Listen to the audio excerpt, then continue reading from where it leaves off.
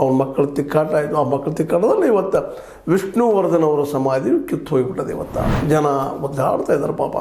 ವಿಷ್ಣುವರ್ಧನ ಅಭಿಮಾನಿಗಳು ನೋಡಿದರೆ ಅಯ್ಯೋ ಪಾಪ ಹೀಗ್ಯಾಕಾಯ್ತಪ್ಪ ಇದು ಅಂತ ಅನಿಸ್ತದೆ.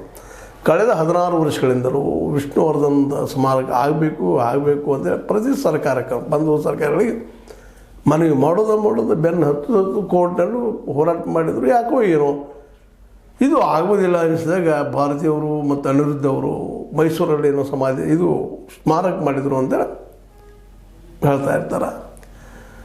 ಅದಕ್ಕೆ ಕೆಲವೊಂದು ಅಭಿಮಾನಿಗಳು ವಿರೋಧ ಮಾಡಿದರು. ಇದ್ಯಾಕೆ ಅಲ್ಲಿ ಮಾಡಿದ್ರು, ಇಲ್ಲೇ ಮಾಡಬೇಕಾಯ್ತಲ್ಲಪ್ಪ ನೀವು, ಇದರಿಂದ ಸವಲತ್ತು ಸಿಗ್ತೇನೋ ಅವ್ರಿಗೆ ವಾದ ಮಾಡೋರಿಗೆ ಅಂತೇಳಿ. ಮತ್ತು ಸಹಜ ಅದರಲ್ಲಿ ಲಾಭ ಆಗ್ತದೆ ಅಂದ ತಕ್ಷಣ ನಮ್ಮ ಅಭಿಮಾನಿ ಸ್ಟುಡಿಯೋದ ಮಾಲಕ ಬಾಲಕೃಷ್ಣ ಅವ್ರ ಮಕ್ಕಳು ಏನೋ ಹೆಚ್ಚು ಡಿಮಾಂಡ್ ಮಾಡಿರ್ಬೋದೇನೋ ಸರ್ ಕೋರ್ಟ್ ಬಗ್ಗೆ.